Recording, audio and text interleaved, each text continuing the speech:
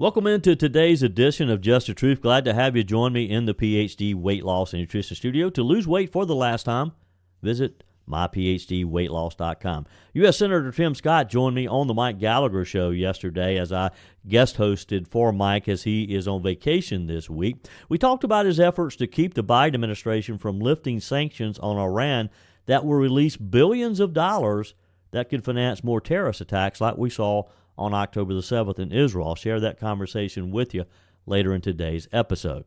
The Senate on Wednesday afternoon voted in favor of passing a bill that will reverse the Biden administration's actions mandating states to track and set reduction goals for greenhouse gas emissions from vehicles on the highways. Also, Senator John Kennedy tells Homeland Security Secretary Alejandro Mayorkas that the only people who are better off now than 4 years ago are the illegals. Things got a bit testy in the exchange. Does training as a nurse make one a good political candidate? Do we need more nurses in elected positions? A new organization, Healing Politics, has been formed to recruit nurses to run for elected office. I'll give you the details on that. And a new Gallup poll finds that Generation Zers' happiness is driven mostly by one surprising thing. I have that for you as well. Hope you'll join today's conversation. Your comments welcome on the Furman Ford text line, 864-477-JOEY, 864-477-5639. Leave me a voice message as well, and your emails always welcome, joey@joeyhudson.com. I told you we'd be back. And ye shall know the truth, and the truth shall make you free. It's Joey Hudson. On our guest line this morning, Senator Tim Scott. Thank you for listening to one of the best radio shows. Joey, God bless your leadership. Joey, congratulations on your new show. I just wanted to let you know that I always appreciate your perspective and your common sense approach to the issues. You know what? If people like you keep telling us the truth, believe me, we're paying close attention. Let your voice be heard. And the truth shall set you free. Here's Joey Hudson. U.S. Senate struck down Joe Biden's administrative climate regulations that targets car emissions. The Senate yesterday voted in favor of passing a bill that will reverse the Biden administration's actions that mandate states track and set reduction goals for greenhouse gas emissions from vehicles on highways. The chamber approved the resolution in a 53-47 vote in which Senators Kirsten Sinema, the independent from Arizona, Sherrod Brown, the Democrat from Ohio, Jon Tester, Democrat from Montana, and Joe Manchin, the Democrat from West Virginia, joined every Republican voting in the affirmative. The bill was introduced in February by Senator Kevin Cramer, Shelley Moore Capito, and Joe Manchin. Cramer said in his floor remarks early Wednesday, few things are more frustrating in government than unelected bureaucrats asserting authority they don't have and forcing federal mediocrity on the excellence of states. Cramer called the Biden rule an illegal regulation and an overstep in authority. The resolution is a response to regulations that the Department of Transportation's Federal Highway Administration, known as FHWA, finalized last November, which the agency said supports President Biden's whole-of-government approach of reducing carbon emissions by 50% in 2030, which would include forcing us to start purchasing more electric vehicles. Transportation Secretary Pete Buttigieg said at the time that the regulations provide states with the flexibility to set their own climate targets. However, Cramer and other lawmakers argued that the FHWA overstepped its congressional authority in issuing the regulations, which essentially imposed performance measures on state departments of transportation and metropolitan planning organizations. The North Dakota Republican said the Biden administration should have never introduced this rule, but now we, the policymaking branch of government, must end it. It's just another example of how the Biden administration has just either he signed executive orders or some of his bureaucrats have introduced regulations. It's kind of the idea of just go ahead and do something and then ask for forgiveness. That's the Biden way of ruling. Just do it. Just issue a regulation and hope that the Congress doesn't call you out on it. Following the Senate vote, the bill now faces a vote in the U.S. House of Representatives, where a companion bill was introduced by Representative Rick Crawford from Arkansas. and Transportation Committee Chairman Sam Graves from Missouri. However, the White House issued a statement ahead of the vote Wednesday saying that Biden will veto the bill if it is passed. The passage of the resolution also comes shortly after two federal courts ruled in favor of a coalition of more than 20 states and industry groups who challenged the regulations and struck down the FHWA regulations, saying that they were unconstitutional.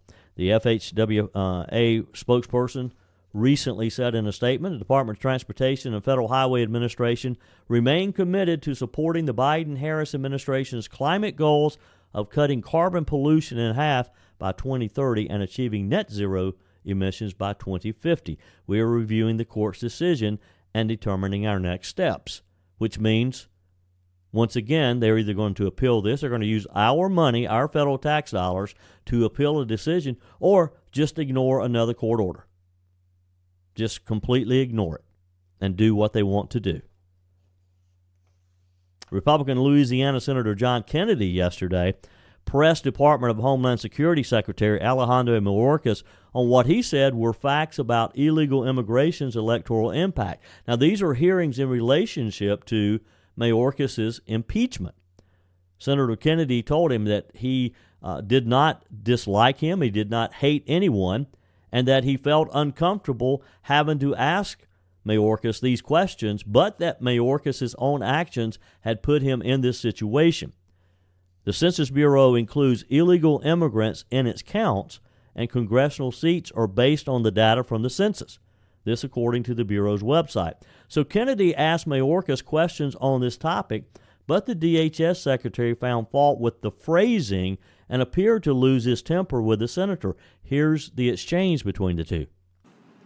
Isn't it a fact, Mr. Secretary, that the number of illegal immigrants that you and the president allow into our country counts for congressional district reapportionment?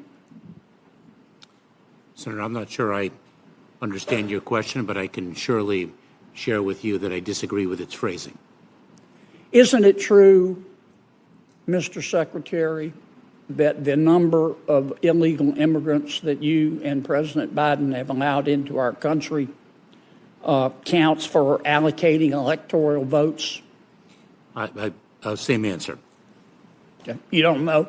I don't understand your question. Never crossed your mind? The notion, Senator, that we intend to allow illegal immigration is nothing short of preposterous. So you do understand my question? And if I may, it is disrespectful to the extraordinarily hard work that we perform, and far more importantly, that the personnel in the Department of Homeland Security and across this administration perform to stem illegal immigration, build lawful, safe, and orderly pathways, and invest in a working system. And we only wish that bipartisan legislation, about which I have not heard a critical term. Mr. Secretary, you're using up my time. You do this every single time. You do this every single time. And it's a fact, and you know it, and I know it, that the more people you allow into our country illegally, the more people are counted for reapportionment. And the more people that you allow into our country illegally, the more people are counted for allocating electoral votes. Now, maybe that's a coincidence, but that's a fact. And you know that. And you've done nothing for 4 years. Nada. Zero. Absolutely false. Zilch. And in fact, the only people I know in this country who are better off today than they were 4 years ago are illegal immigrants. Republican senators in January introduced legislation to count illegal immigrants differently in the census to mitigate their alleged electoral impact. The Census Bureau states that all people, citizens and non-citizens, with a usual residence in the United States are included in the resident population for the census. Immigration is one of the top concerns among Americans due to a record amount of illegal border crossing over the past few years since Joe Biden took office. A February Gallup poll found that this is top of mind for most Americans. Border Patrol documented over 753,000 illegal immigrant encounters at the southern border in fiscal year 2024 as of February's data. I had a chance this week, too, to talk with South Carolina Senator Josh Kimbrell, who introduced legislation in the state Senate which would make it illegal for non-citizens to vote in South Carolina. That bill is presently in the South Carolina House. It is expected to pass there, hopefully. If you look, it might be worth a phone call to your House member to ask them to make this a priority to get it to Governor Henry McMaster's desk so that we can vote on it, because it would take a change in the state constitution to implement this. So call your House member and let them know that you want this to be passed in South Carolina. Those of you in Georgia, there's legislation in your state as well, and in North Carolina. Same thing. So call your legislators, let them know that you want them to pass legislation that will allow you to vote, because in every state the Constitution has to be changed in order to not allow non-citizens to vote. 864-477-JOEY, 864-477-5639. Send your text to the Furman Ford text line. You can leave a quick voice message. Emails are welcome, joey@joeyhudson.com. Does training as a nurse make one a good political candidate? Do we need more nurses in elected positions? A new organization called Healing Politics has been formed to recruit nurses to run for elected office. Details in just a moment. First, let me talk with you, as we're talking about nurses and health, let me talk with you about your health and about that excess weight that you've been carrying around. I've been sharing with you about my journey and my success with PhD weight loss and nutrition for almost 4 years now. As you all know, I lost 30 pounds relatively quickly, and I've kept it off for almost 4 years. It'll be 4 years in July. If you're listening today and you're still on the fence, you're not quite sure, let me just say one thing. PhD works. It just works, and it'll work for you. It works. They give you the tools that you need to not only lose the weight, but to maintain that weight for the rest of your life. I can't tell you how grateful I am that I was introduced to Dr. Ashley Lucas almost 4 years ago, and her team at PhD Weight Loss and Nutrition. I went to the Greenville office. They also have offices in Asheville, Charlotte, Lake Norman, and regardless of where you're hearing my voice, you can do the PhD Weight Loss and Nutrition program. They can do it virtually as well, anywhere in the world. 864-252-4925. Call today. Set up your appointment for your initial consultation. You can also find them online at myphdweightloss.com. But do this today. Let's go ahead and get started, and then you'll feel so much better as we head into the summer and you're putting that swimsuit on and you're getting out and doing more activity. You owe it to yourself to call and set up your appointment. 864-252-4925, online at myphdweightloss.com, the official partner of the Clemson Tigers. In Politico, a report that was published last night, written by Joanne Keenan, writes there are plenty of doctors in the House and the Senate. There have been a few in the governor's mansions as well. Nurses, not so much. But that might change thanks to efforts designed to increase the number of nurses running for elected office at local, state, and federal levels. Lisa Summers, a nurse midwife turned advocate, said, "We nurses have sort of a common bond. We understand health care. We have a set of skills as nurses that we think could be applied to public office aside from party." Summers founded this nonpartisan organization, Healing Politics, along with Kimberly Gordon, who is also a nurse, in an attempt to encourage nurses to run for office and to help them acquire the practical political skills they need to win and to serve. The group doesn't ask applicants to their campaign school for party affiliation. Nurses take care of all kinds of people, they say, from all social classes, all political persuasions, and many say that that perspective means they don't fall into partisan bubbles. She said, to treat all kinds of people, we have to listen and respect all kinds of people from all walks of life. Jenny Smith, she is also a nurse running for Oklahoma State Senate as a Republican. She doesn't see herself as a newbie politician, but rather as someone going into public service, which is what she also considers she does as a nurse. Those traits are especially useful at a time of political polarization. Gail Adcock, the sole nurse practitioner in the North Carolina Senate, said nurses are particularly good at working from the middle of the aisle because we do it every day in our work. We work with people so different from ourselves. We just come from with that skill set, and we're good with people. Ms. Adcock is a Democrat who also works with healing politics. Nurses are trusted more than any other profession, according to a number of polls out there. They tend to understand how broader social problems like poverty, housing, how this affects their health, people's health. Nurses, most of whom are women, also prioritize issues like schools and child care, according to Healing Politics. Sheila Burke said that the time for more nurses in politics is right, if not overdue. She's a nurse, nationally known health policy expert who never had a desire to run for office, but held enormous sway in her years as chief of staff for the late U.S. Senator Bob Dole, including when he was Senate Republican leader. She said someone who has some knowledge of and engagement in the healthcare environment is enormously helpful in the legislative process and helping to find solutions that make sense, she told Politico Nightly.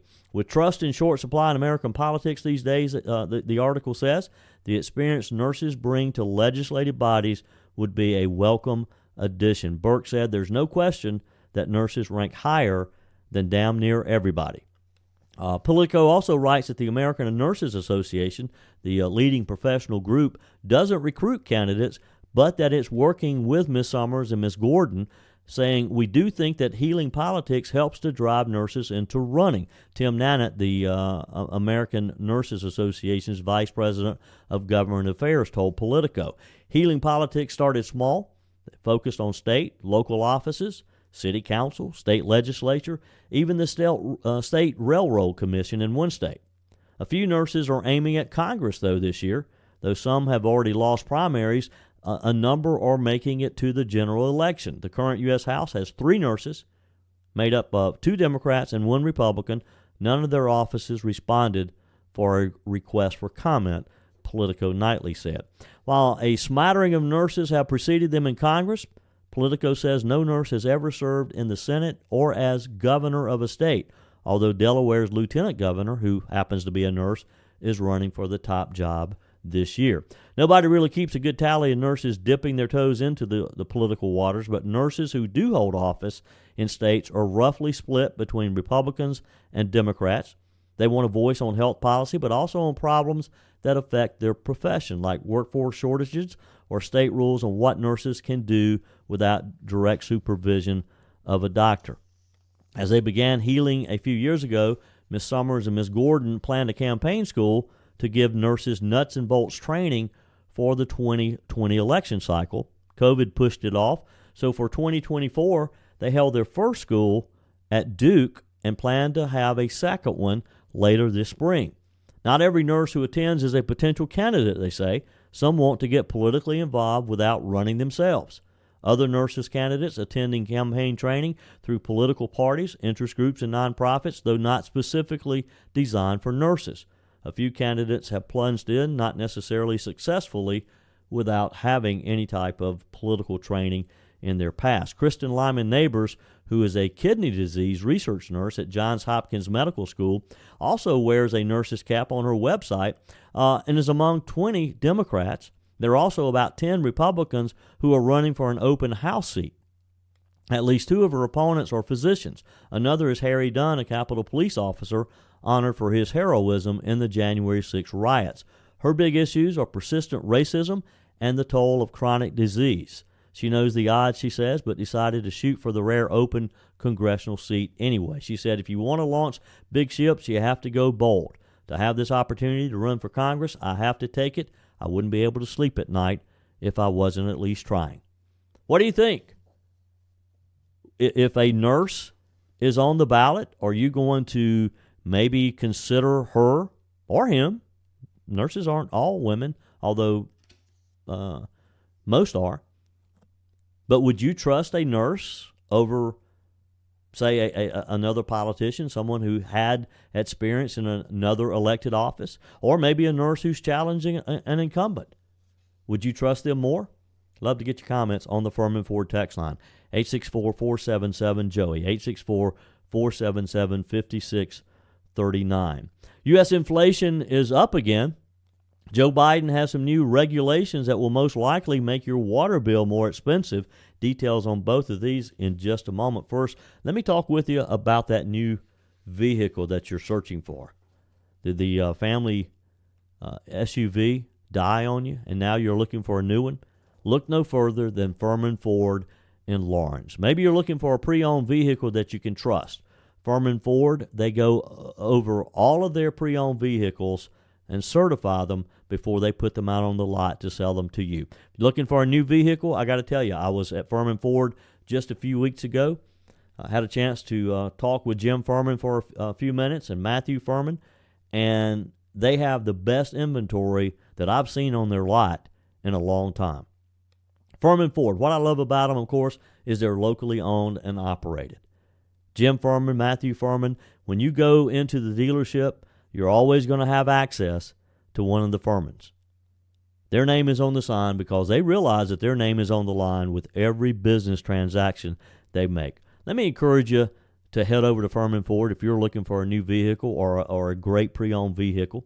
Find them online at FurmanFord.com. You can check out their inventory there, FurmanFord.com.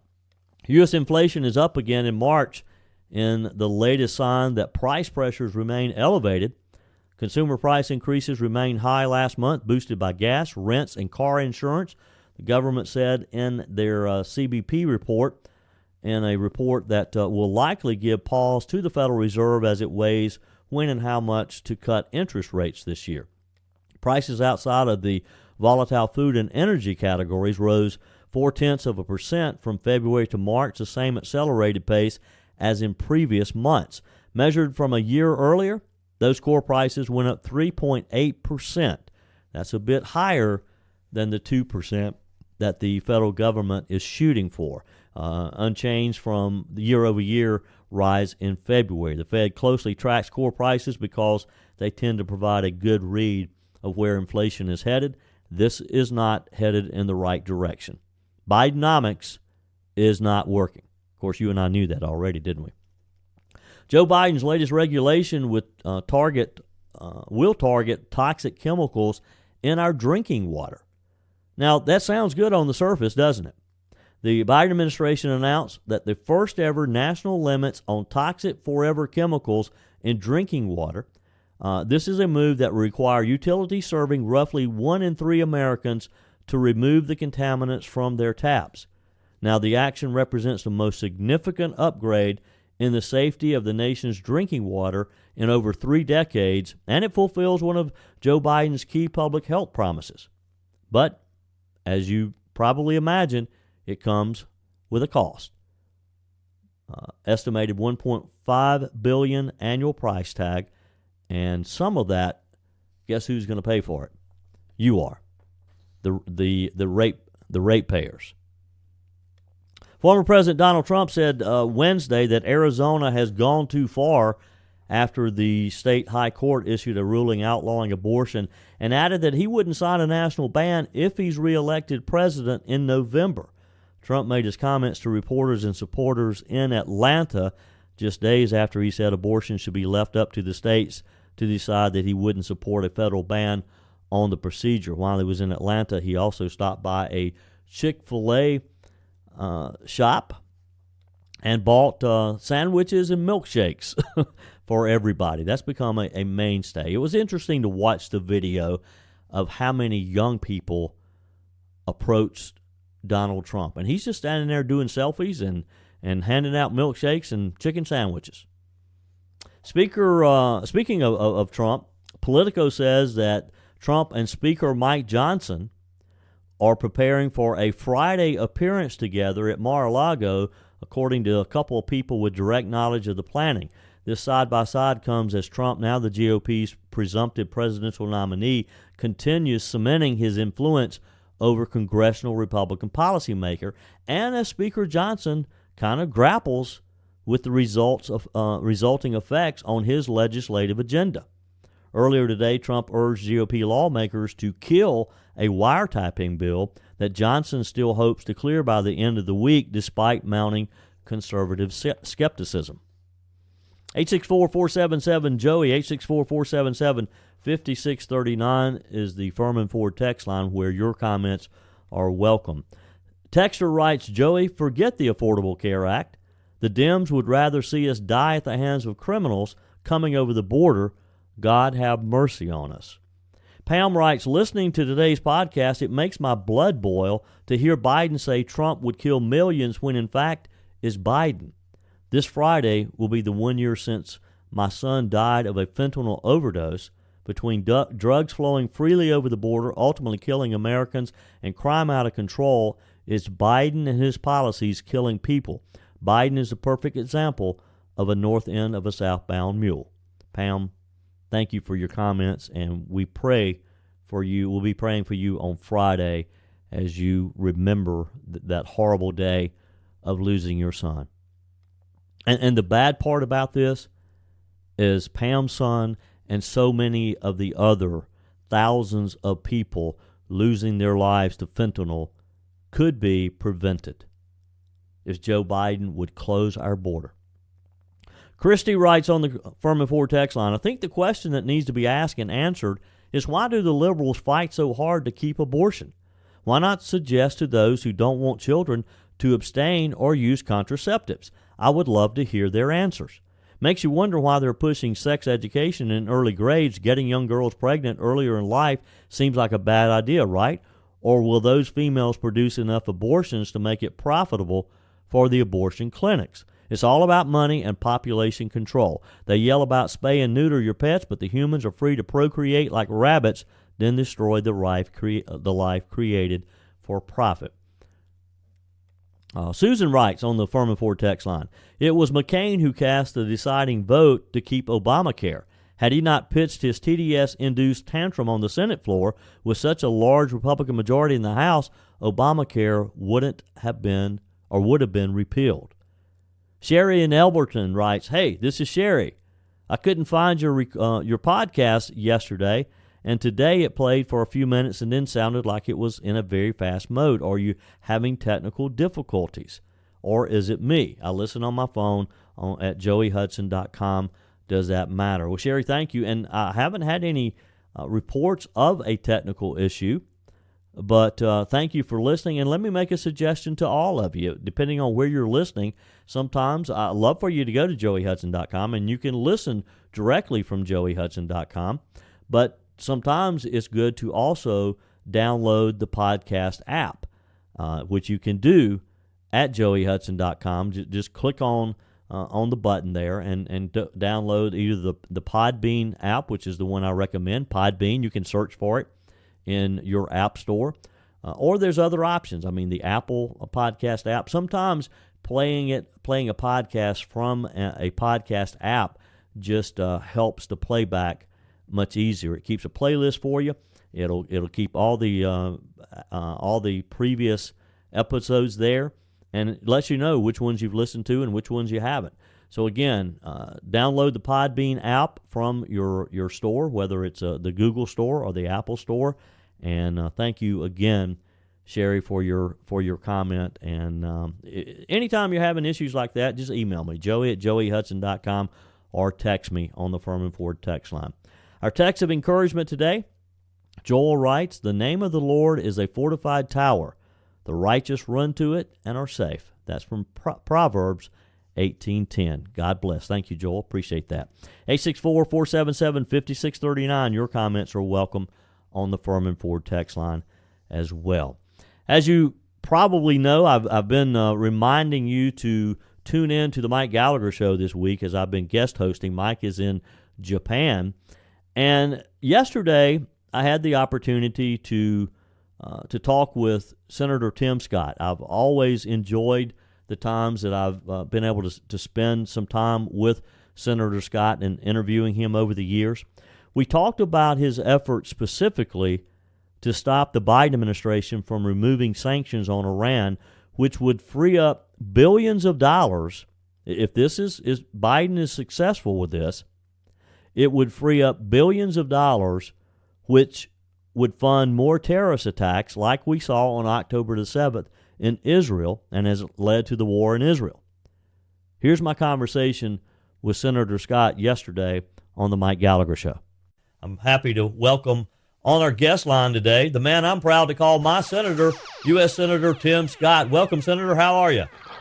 I'm doing well, Joey. I hope you're doing great. Thanks for the introduction, and thank God that you're filling in for Mike while he's in Japan. There's not a better host to have filling in than you, Joey. Thank God for you. Well, thank you, Senator. It's always a pleasure to speak with you, and it's a pleasure to sit in for Mike as well. Let's jump right in, Senator. Yesterday in the Senate Committee on Banking, Housing, and Urban Affairs hearing with the U.S. Department of Treasury, you asked the Biden administration, their deputy secretary, about the effect of lifting sanctions and freeing up a lot of cash to Iran. And I watched the testimony, Senator, and I think I understood him to admit that, yes, this money is risky to release this money, that they most likely will use it for terrorist activity. He danced for as long as he possibly could, Joey, but the bottom line is a simple one. The answer is emphatically yes. Every single dollar given to Iran will support Iranian proxies in the Middle East to achieve their objective. Their objective, there are two. Number one is to eliminate little Satan, which is Israel. And number two, to get rid of big Satan, which is us. Why in the world would the Biden administration in August release $6 billion, which seemed like a trade for hostages, making it more perilous for every single American outside of our country? That's right. Every single American outside of our country is in more danger because this administration continues to negotiate with folks who take Americans. That is not good for future American lives. And number two, in November, they gave another $10 billion to the Iranian regime.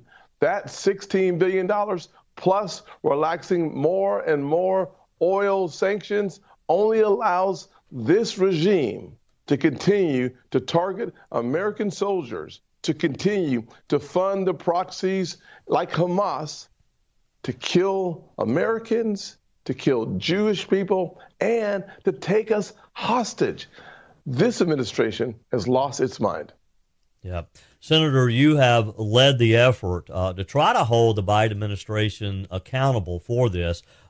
Recently, you and several of your colleagues in the Senate raised concerns about these latest waivers. You sent a letter to Treasury Secretary Janet Yellen and Secretary of State Antony Blinken.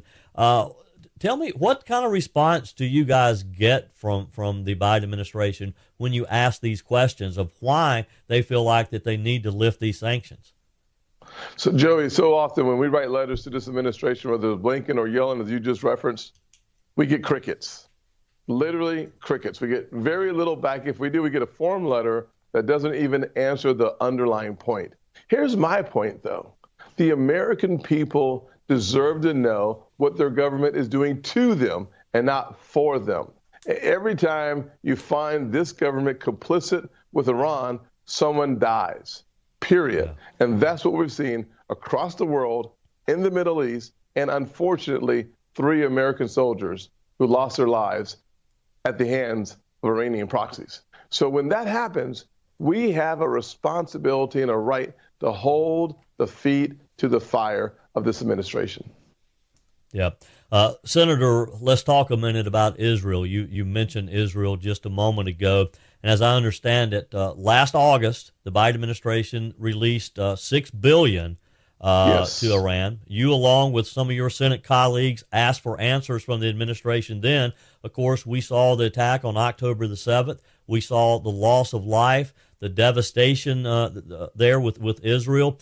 After the attack on Israel, you were the first leader of the Senate Banking Committee to demand accountability there with the Biden administration releasing this $6 billion. Talk with us about what you learned about those funds, and is it safe to assume that if Iran does get access to additional money, that we're going to see more attacks like we saw on October 7th?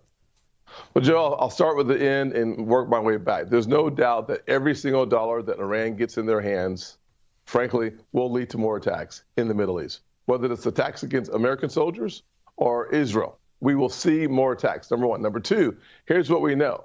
The resources that was used to fund the attacks, frankly, some of those resources have come from America. Some would disagree with that point, but let me just make this very clear without any question. Every time you relax sanctions on Iran, they do something that leads to death, despair in the Middle East. And anytime we have our men and women in harm's way, as we do right now, because this administration refuses to shut the lid on American dollars going into the Middle East, into the hands of Iran, it puts more men and women in jeopardy. Number three, it is without question October the 7th. You follow the breadcrumbs. It is clear Hamas soldiers were trained by the IRGC. A report in April of the last year reflected one thing, that 500 or so troops were being trained in Iran by the IRGC. Those troops obviously took that training and helped to slaughter, murder, and work towards a Jewish genocide. There's enough evidence, Joey, enough evidence to hold this administration complicit. That's one of the reasons why I said in October, November, I continue to say today, this administration, President Biden, they have blood on their hands. Wow. Yeah.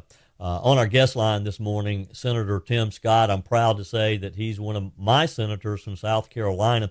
Senator Mike Gallagher and I traveled to Israel back the first week in March. We did this in partnership with the International Fellowship of Christians and Jews.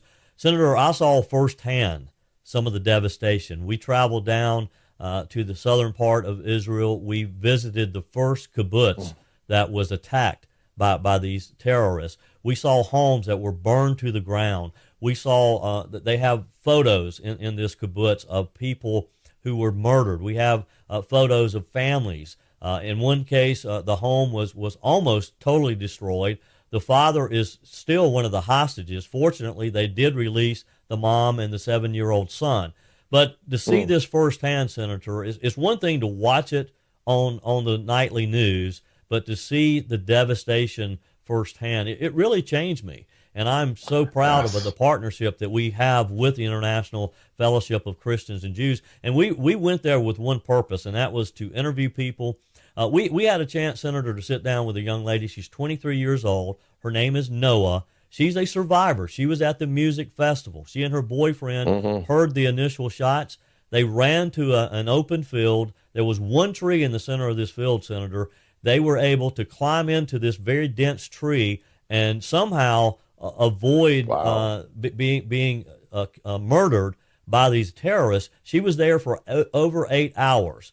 She told me this. She said, Joey, before this, I wasn't sure there was a God. She took a photo of this tree, and several days later, she's talking with some of her friends, and they're talking about the tree. One of her friends said that they named the Hebrew name of the tree. I can't recall what that is, but basically the meaning is God's cover.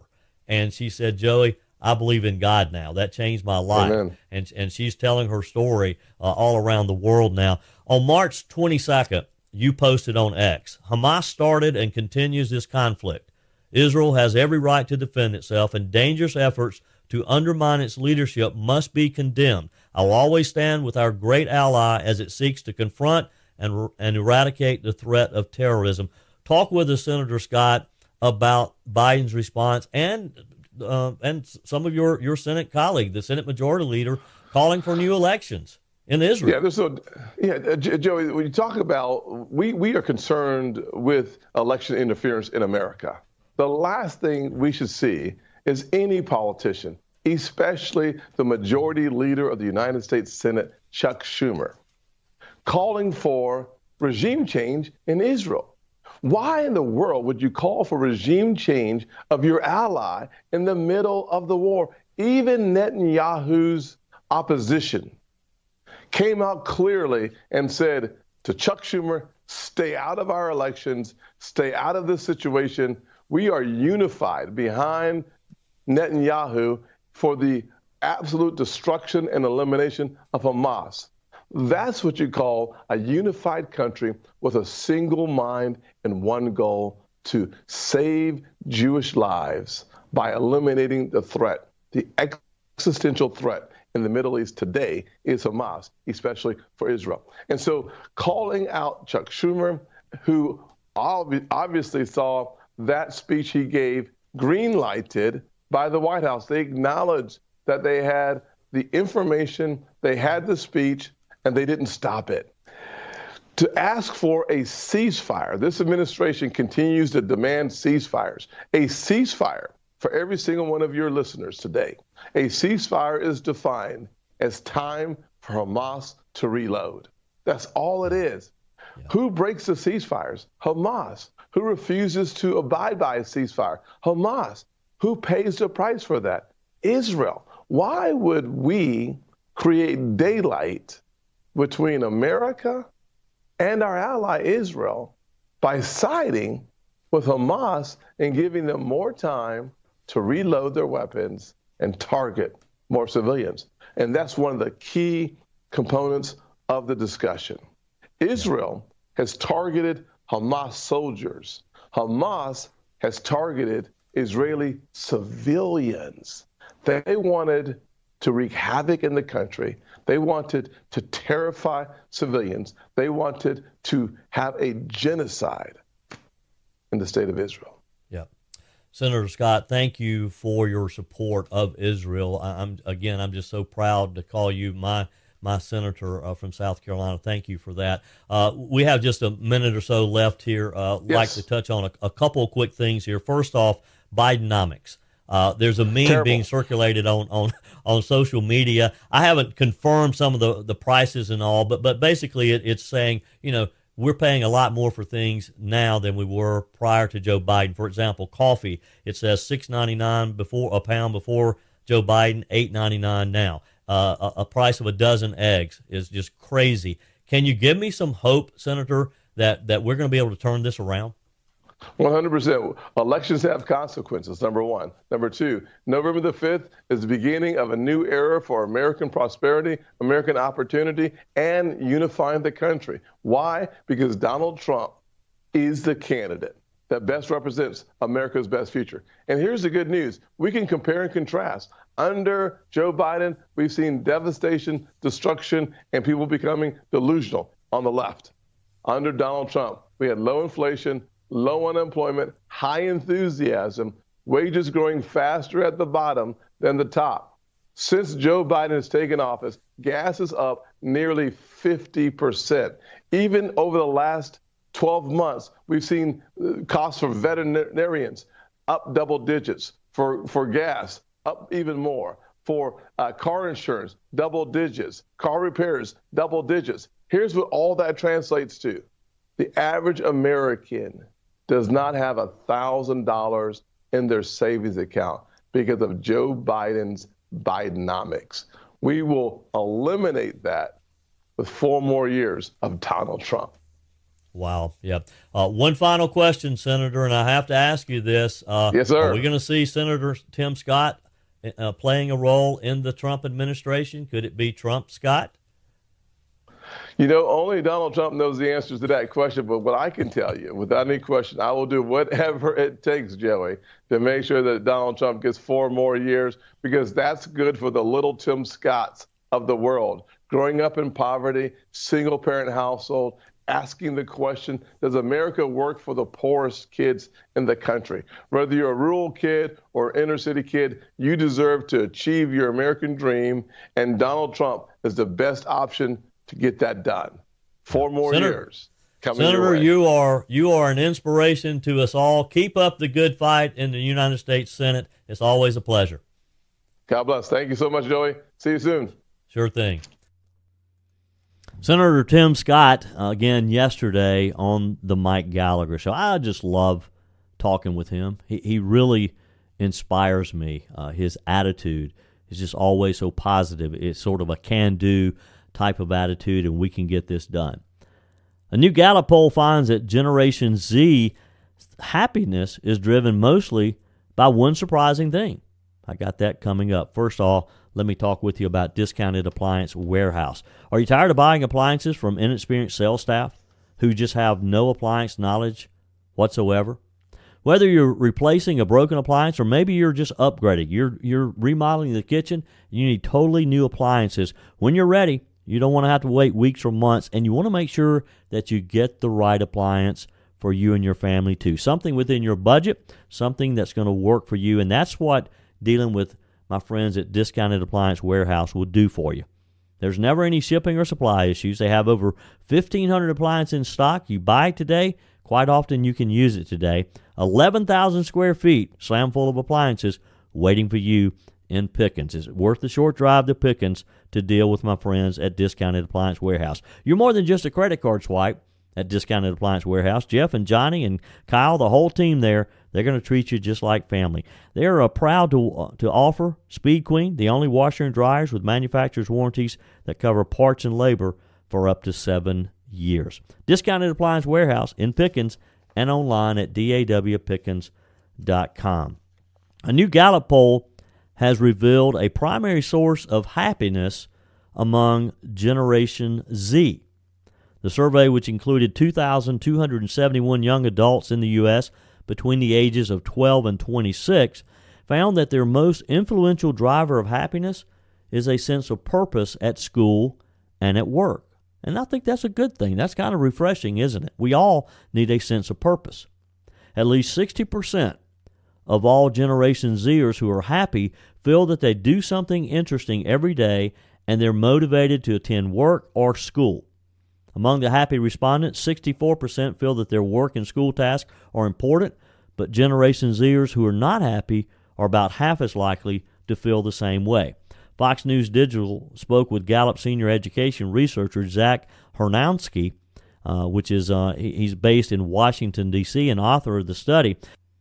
He said that the challenge that they are seeing from the research is that about 40 to 50% of Generation Zers say they don't feel like that what they do every day is interesting. They don't feel like it's important. They're not motivated to do it, and they're not getting enough time to sleep and relax, he said. As Gallup's research on newer generations progresses, Hernansky revealed that there's been a shift in the workplace away from more traditional measures of success. A majority, 64% of happy respondents, feel that their work and their school tasks are most important. Factors that are more important to older generations, like earning more money and getting promotions, have become less important to Generation Z and millennials, he said. The most important factor in the workplace for millennials and Generation Z is that feeling of purpose. Are you making a difference in the world? Do you feel like that what you're doing is important? Do you have the opportunities to learn and grow every day? These results are really a good indicator that finding purpose isn't just important in the workplace, he said. Whether you enjoy what you're doing at work or school is indicative of whether you enjoy most of what you're doing every day in your other life. This is the next step in a trend, he said, that we've seen emerging in research with Generation Z. In addition to a sense of purpose at work and school, Generation Z's happiness is linked to how secure and rested they feel in their personal lives. Other key drivers of happiness include the ability to fulfill basic needs, such as having enough time to sleep and relax during the week. Social pressures also have a direct correlation on happiness, as Generation Zers who spend a lot of time comparing themselves to others are less likely to feel or report that they feel happy and twice as likely to experience anxiety. The research found that happy Generation Zers are at least twice as likely to say they feel loved, supported, and connected to others.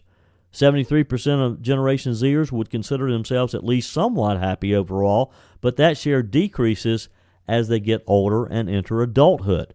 Among 12 to 14-year-olds, 80% consider themselves happy to some degree, while 68% of 24 to 26-year-olds feel the same.